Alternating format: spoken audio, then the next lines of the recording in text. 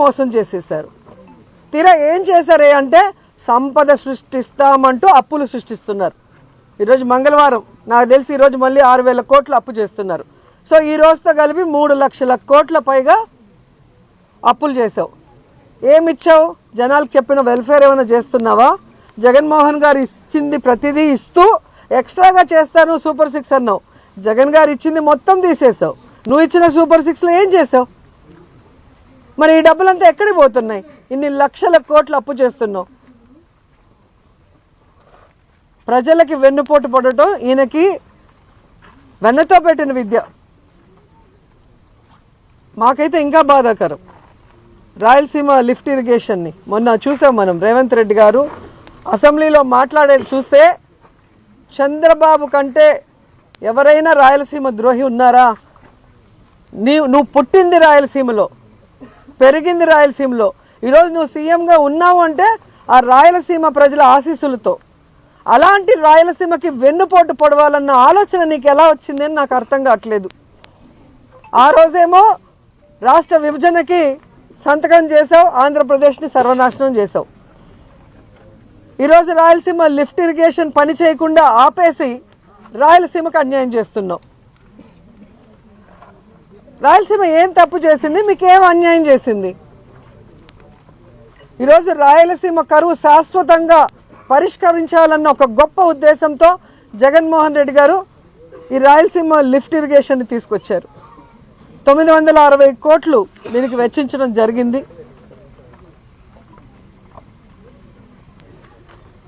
మన శ్రీశైలంలో వాటర్ని మన రాయలసీమకే కాదు ముఖ్యంగా నెల్లూరు జిల్లాకు కూడా సాగునీరు తాగునీరు ఇస్తారు ఆ ప్రాజెక్టు పూర్తయితే. అలాంటి ప్రాజెక్ట్ని పూర్తి చేయాల్సింది పోయి హైదరాబాద్లో మీ ఆస్తుల్ని కాపాడుకోవడం కోసం ఈరోజు రాయలసీమ భవిష్యత్తును మీరు ఎలా తాకట్టు పెడతారు?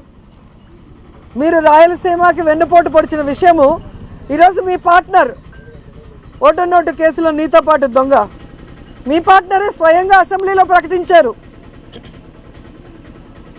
నేను రాయలసీమలో పుట్టాను, రాయలసీమ అంటే నాకు ఇష్టమని ఇంకొకటి చెప్తాడు పవన్ కళ్యాణ్ డిప్యూటీ సీఎం.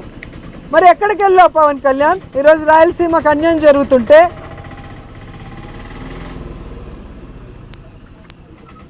ఈరోజు రాయలసీమకు వెన్నుపోటు పోస్తుంటే చంద్రబాబు నాయుడు గారు ప్రశ్నించకుండా కత్తందిస్తున్నావా? దీనికోసమైనా నువ్వు పార్టీ పెట్టింది?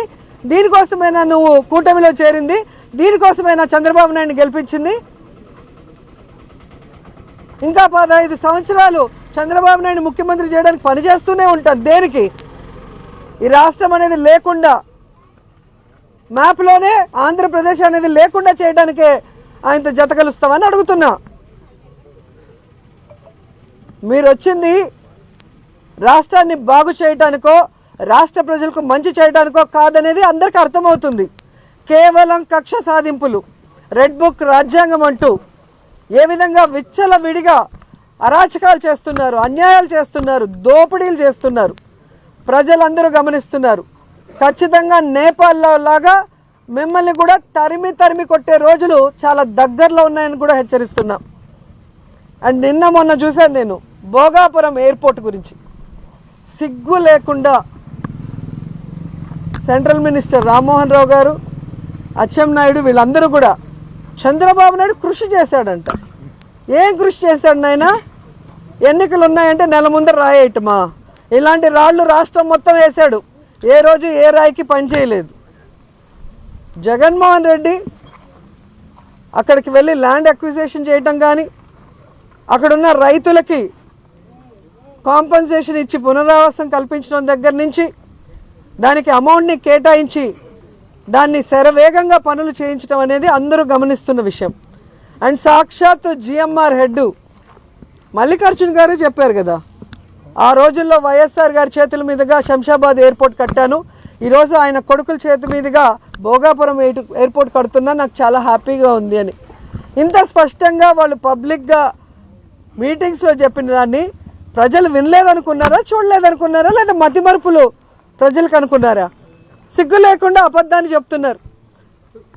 ఇదే రామ్మోహన్ గారిని నేను సూటిగా ప్రశ్నిస్తున్నా. మీకు దమ్ము ధైర్యం ఉంటే ఆల్రెడీ చంద్రబాబు నాయుడు అదే సమయంలో నెల్లూరులోను కుప్పంలో కూడా ఎయిర్పోర్ట్ కడతానని రాయేస్తాడు కదా.